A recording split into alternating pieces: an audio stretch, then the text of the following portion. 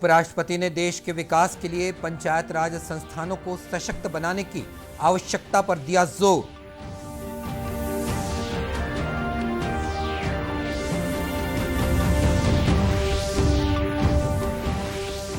मुख्यमंत्री ने शिवरीनारायण में 238 करोड़ रुपए के विभिन्न विकास कार्यों का किया लोकार्पण।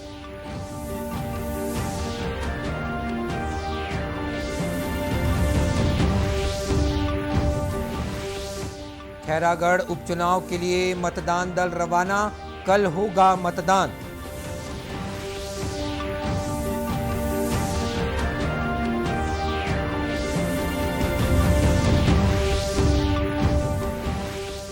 और केंद्र सरकार ने कोंडागांव को अति नक्सल प्रभावित जिलों की सूची से हटाया।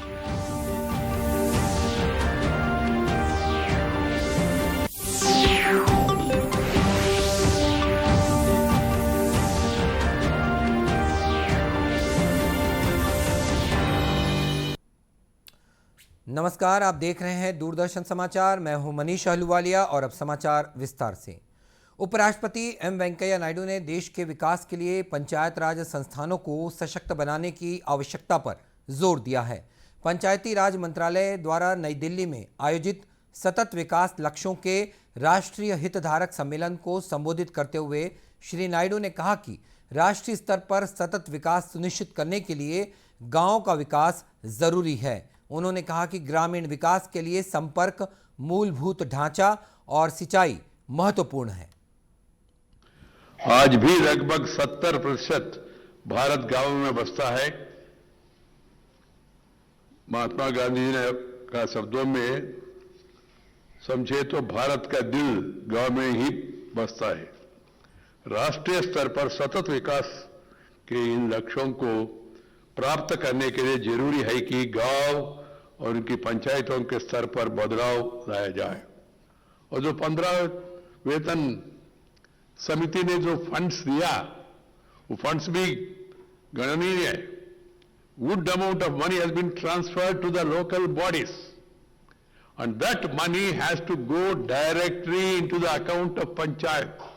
Directly, it should not be diverted, diluted, deviated. This has to be understood by all.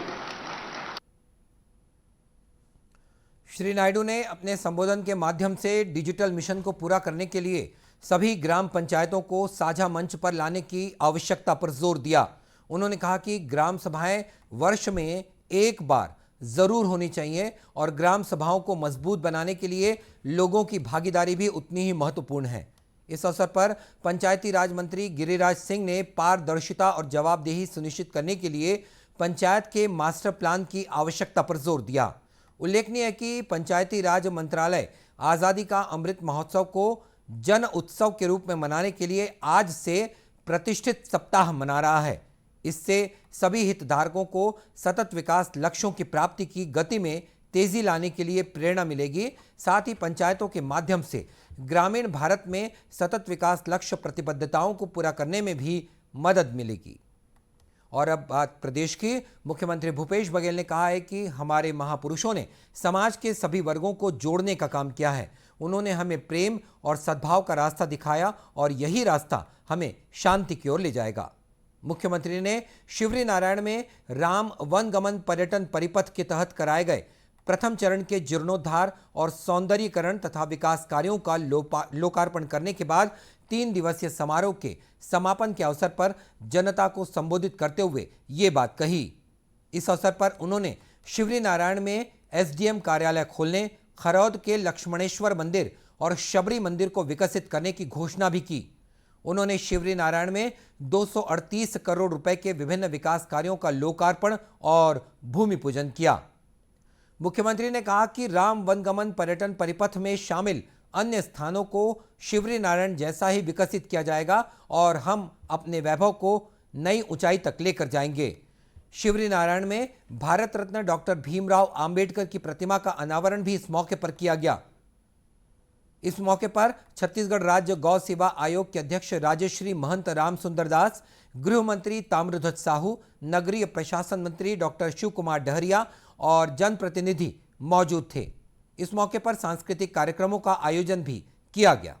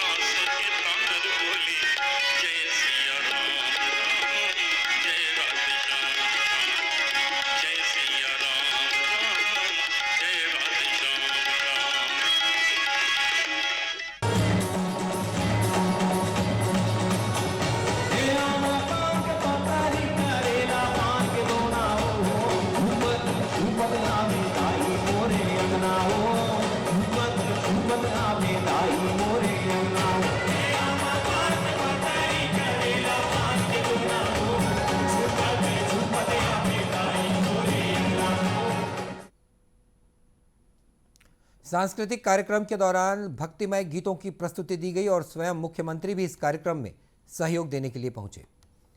राज्यपाल अनुसुईया उइके ने राजभवन में दुर्गा नवमी के अवसर पर मां दुर्गा के सिद्धिदात्री स्वरूप की पूजा अर्चना की और हवन किया।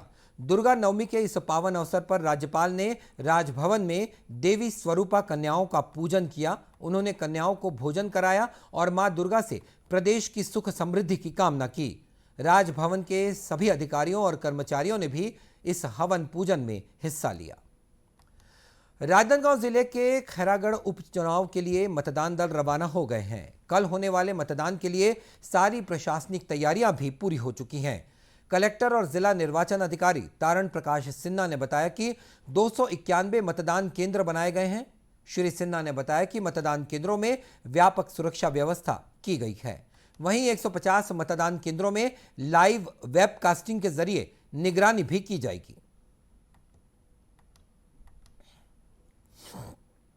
जो विधानसभा क्षेत्र है उसको चारों तरफ से हमने जो हमारे फ्लाइंग स्क्वाड हैं, एसएसटी है, केंद्रीय अर्धसैनिक बल के लोग हैं, उनके माध्यम से सभी जो बाहर से जोड़ने वाले रास्ते हैं उन पर तैनाती की है।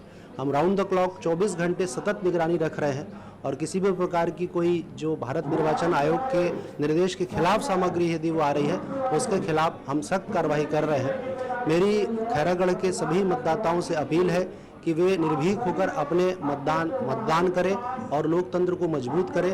हमने सभी मतदान केंद्रों में आवश्यक सभी व्यवस्था कर ली। गौरतलब है कि खैरागढ़ विधानसभा उपचुनाव के लिए मतदान के प्रथम चरण के तहत डाक मतपत्रों से 80 वर्ष से अधिक आयु के बुजुर्ग और दिव्यांग मतदाता जो मतदान केंद्र तक पहुंचने में असमर्थ थे उन्हें चिन्हित कर मतदान की प्रक्रिया संपन्न कराई जा चुकी है, जिसके तहत 104 लोगों ने अपने मताधिकार का उपयोग भी किया है। केंद्र सरकार ने कोंडागांव जिले को अति नक्सल प्रभावित जिलों की सूची से हटा दिया है। हालांकि सरकार ने अभी भी हालातों को चिंताजनक माना है। गृह मंत्री ताम्रध्वज साहू ने इसे प्रदेश के लिए एक उपलब्धि बताया और कहा कि सरकार के नक्सल विरोधी अभियान के बाद से नक्सलवाद अब सीमित क्षेत्र में रह गए हैं। देखिए, इन 3-3.5 वर्षों में हमारी सरकार बनने के बाद हमारी कैबिनेट में माननीय मुख्यमंत्री जी ने जो रणनीति अपनाई उसका परिणाम ये रहा कि नक्सली एक बहुत छोटी जगह तक सिमट के रह गए हैं। आप देखेंगे इन 3.5 वर्षों में सर्वाधिक नक्सली मारे गए हैं, सर्वाधिक नक्सली सरेंडर किए हैं और नई भर्तियां लगभग बंद हो गया है।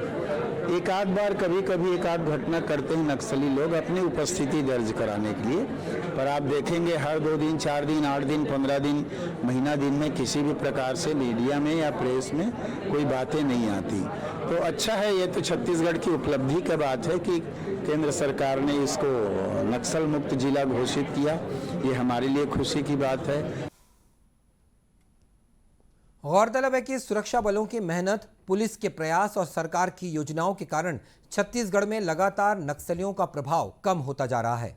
बीते कुछ सालों में अति नक्सल प्रभावित जिले कोंडागांव में भी नक्सल वारदातों में कमी आई है, जिसे देखते हुए केंद्र सरकार ने जिले को लेफ्ट विंग एक्सटेंशन राशि भी जारी करना अब बंद कर दिया है। केंद्र सरकार छत्तीसगढ़ के सभी नक्सल प्रभावित जिलों में सन 2017 से लेफ्ट विंग एक्सटेंशन के तहत करोड़ों रुपए की राशि विकास के लिए देती है, ताकि इन इलाकों में सड़क, पुल पुलिया, स्कूल, स्वास्थ्य केंद्र और अन्य सुविधाएं मुहैया करवाई जा सकें। राष्ट्रव्यापी टीकाकरण अभियान के तहत अब तक 185 करोड़ 74 लाख से अधिक कोविड रोधी टीके लगाए जा चुके हैं। स्वास्थ्य मंत्रालय ने बताया कि कल 2,44,000 से अधिक टीके लगाए गए। कोविड से स्वस्थ होने की दर 98.76% हो गई है। प्रधानमंत्री नरेंद्र मोदी ने कोरोना संक्रमण के सिलसिले में एक बार फिर सावधान रहने की अपील लोगों से की है। उन्होंने कहा कि यह संक्रमण अभी गया नहीं है और बार बार रूप बदलकर सामने आ रहा है। प्रधानमंत्री ने कहा कि कोविड महामारी से बचाव के लिए सतर्कता बरतना बहुत जरूरी है। श्री मोदी ने गुजरात के जूनागढ़ के मां उमिया धाम में मंदिर के 14वें स्थापना दिवस के कार्यक्रम को वीडियो कॉन्फ्रेंसिंग से संबोधित करते हुए ये बातें कहीं। वहीं प्रदेश में 1,665 सैंपल्स की जांच की गई, जिसमें से किसी में भी संक्रमण की पुष्टि नहीं हुई है। वर्तमान में प्रदेश में कोरोना के केवल 47 सक्रिय मामले बचे हैं। रामनवमी के उपलक्ष्य में आज जगदलपुर में शोभा यात्रा निकाली गई। ये शोभा यात्रा जगदलपुर के मां दंतेश्वरी मंदिर चौक से प्रारंभ हुई, जो शहर के विभिन्न मार्गों से होते हुए पुनः दंतेश्वरी मंदिर चौक पहुंची। शोभा यात्रा में भारी संख्या में लोगों ने हिस्सा लिया।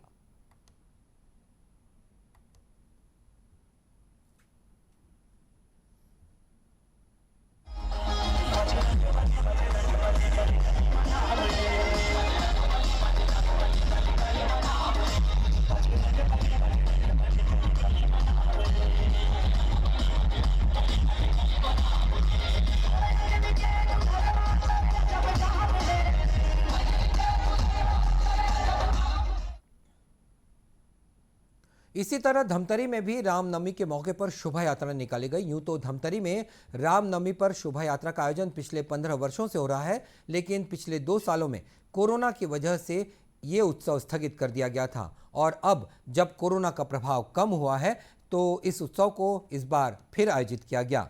इस बार रामनवमी के अवसर पर धमतरी में मोटरसाइकिल रैली निकाली गई, जिसमें युवाओं ने बढ़ चढ़कर हिस्सा लिया। स्व सहायता समूह की महिलाओं द्वारा बनाए जाने वाले उत्पादों को बाजार मुहैया कराने के उद्देश्य से राज्य शासन द्वारा सी मार्ट खोले जा रहे हैं। दुर्ग के जनपद कार्यालय में भी आज ऐसे ही सी मार्ट का उद्घाटन गृह मंत्री ताम्रध्वज साहू द्वारा किया गया। इस दौरान दुर्ग के संभागायुक्त, कलेक्टर और जिला पंचायत सीईओ मौजूद थे। इस मौके पर गृह मंत्री और अतिथियों ने सी मार्ट से खरीदारी भी की। उद्घाटन के बाद गृह मंत्री ने पत्रकारों से चर्चा में बताया कि राज्य सरकार महिलाओं के स्वरोजगार को बढ़ावा देने के साथ ही उन्हें आर्थिक तौर पर सशक्त बनाने की दिशा में भी लगातार काम कर रही है। स्व सहायता समूह को प्रेरित किया गया। महिलाएं काफ़ी सक्रिय होकर ये सब काम कर रही हैं। इतना जरूर कह सकते हैं कि ये केमिकल वाला नहीं रहेगा, ये शुद्धता रहेगा। चाहे जो भी चीज़ उत्पाद हो रहा है, इसमें बनावटी या मिलावटी वाला कुछ नहीं रहेगा। इसलिए अब वो बनाते हैं तो जब तक बिक्री ना हो तो फिर उनका नर्वसनेस आता है, बना नहीं पाएंगे। इसलिए एक तैयार किया गया सी मार्ट का नाम। तो सी मार्ट में छत्तीसगढ़ मार्ट, और इसमें जितने भी महिला समूह हैं अपने उत्पाद को लाएंगे, उनका जो दर है उसको बताएंगे, अपना प्रॉफिट, फिर बाकी प्रॉफिट लेकर ये लोग फिर भी मार्केट में जो केमिकल युक्त मिलता है उससे ये सस्ता ही पड़ेगा। तो स्वास्थ्य के दृष्टिकोण से और सभी दृष्टिकोण से, दर के दृष्टिकोण से भी काफ़ी अच्छा रहेगा।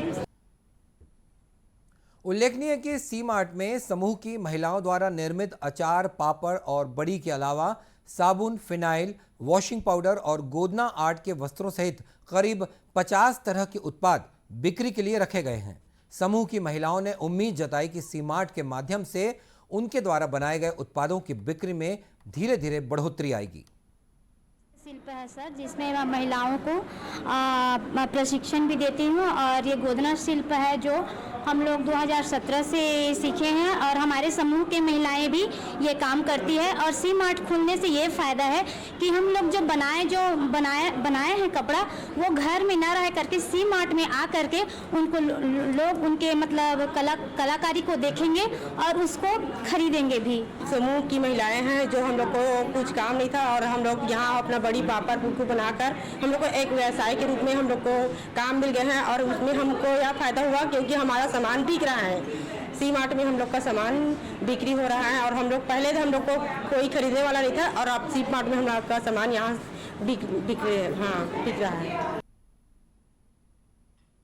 गौरतलब है कि राज्य शासन महिलाओं को आर्थिक रूप से संबल बनाने की दिशा में अनेक योजनाएं चला रहा है और सी मार्ट उन्हीं योजनाओं में से एक है। तो इस बुलेटिन में इतना ही। इसी के साथ ये समाचार बुलेटिन समाप्त हुआ। नमस्कार।